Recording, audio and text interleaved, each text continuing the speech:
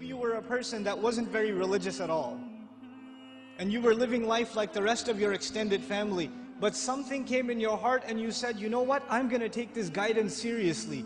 I don't know how it happened. Maybe Allah made it happen through some YouTube video or a friend, or however it happened, but you decided to make a change for the better in your life.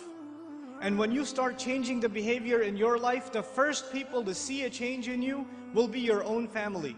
They will notice it.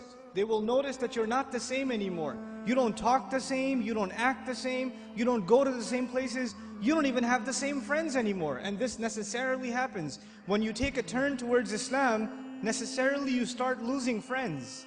Because your old friends used to do pretty bad things, and now you can't do those things with them anymore, so you suffer a loss of friends. And at the same time, your family starts saying, you're acting a little too weird.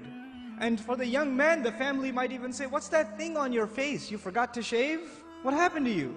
And the girl starts wearing hijab, and the family might even be in shock. And this is a Muslim family, mind you. They'll say, take that thing off your head. You're going to go out to the wedding looking like that? I can't sit in the car with you like that. What do you think we are? All of a sudden, you're the Islamic role model? Who died and made you Shaykh? That all of a sudden we should be looking up to you. Remember what you were like last year, man? You were the party animal. Now you're going to go make salah? Yeah, seriously, please. We know what you're really like. In other words, not only have you lost your friends, from your family you get the nastiest kinds of sarcasm and criticism. All the time, all the time. Every chance they get, they say something to you. They say something about your beard. They say something about your habits of making salah. They say something about putting your children in Islamic school. They say something about sending your children to Sunday school, or you getting up for Fajr or Isha and going to the masjid. They'll have some comments for you, and those comments hurt. They burn pretty good.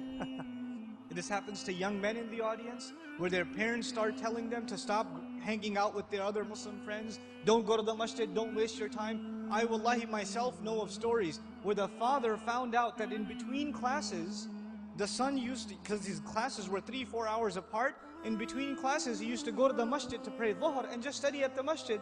Instead of studying at the library where there's plenty of things to look at, might as well go make salah and pray in the masjid. I'll be safer that way.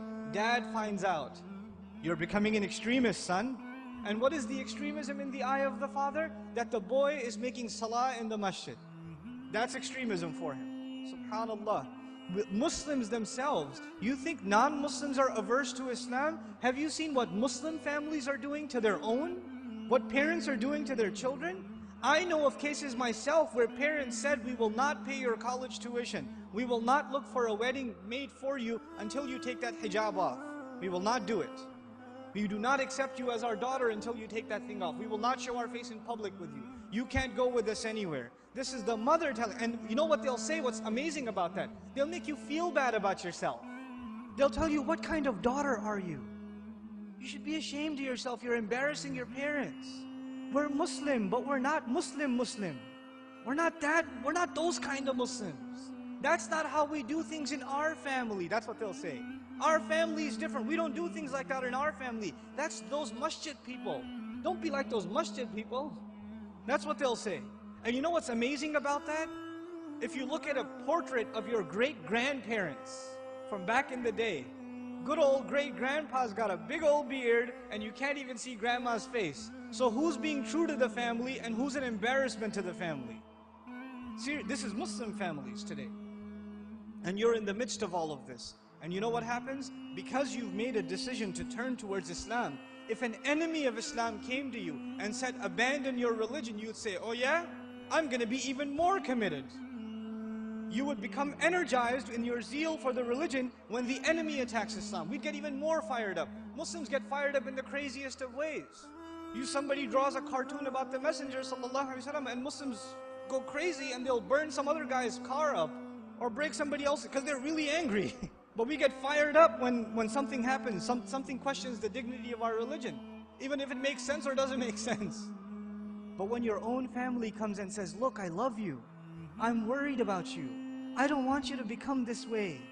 This is the way of the people who fail out of college, who don't have a career, who have miserable lives. I don't want you to fall into this extreme. Somebody is putting you under their influence, you need to get away from them. They see stuff on TV and they become paranoid. And you're in the middle of all of this. And it becomes hard to hold on to your religion in the middle of all of this. It becomes hard. Because it's not the enemy of Islam that's pulling you away. Who's pulling you away? Your own family, your own parents, your own husband, your own wife, your own brother, your own cousins, your own in-laws. They're the ones pulling you away. So how do you deal with that? The most inappropriate response to this pressure is anger. And you know what? That is the most common response too. Your parents start yelling at you for growing the beard, and you're a young, hot-blooded guy. What do? Oh yeah? It's the sunnah. You can't tell me what to do. You're following culture, and I'm trying to follow Islam, and you slam the door in their face. Way to go. Because that's what Allah wants you to do, yell back at your parents. And they're just they're talking about your beard. What was Ibrahim's father talking about, alayhi salam? Was he talking about something small or something big? Go make sajda to idols, boy. And does he lose his cool? Does he get angry? We have to learn how to be with our parents. Even when they call you away from deen, it doesn't matter if they're Muslim or not. وَإِن جَاهَدَاكَ عَلَىٰ أَن تُشْرِكَ بِي مَا لَيْسَ لَكَ بِهِ عِلْمٌ فَلَا تُطِعْهُمَا وَصَاحِبْهُمَا فِي الدُّنْيَا مَعْرُوفًا وَاتَّبِعْ سَبِيلَ مَنْ أَنَابَ إِلَيَّ ثُمَّ إِلَيَّ مَرْجِعُكُمْ فَأُنَبِّئُكُم بِمَا كُنتُمْ تَعْمَلُونَ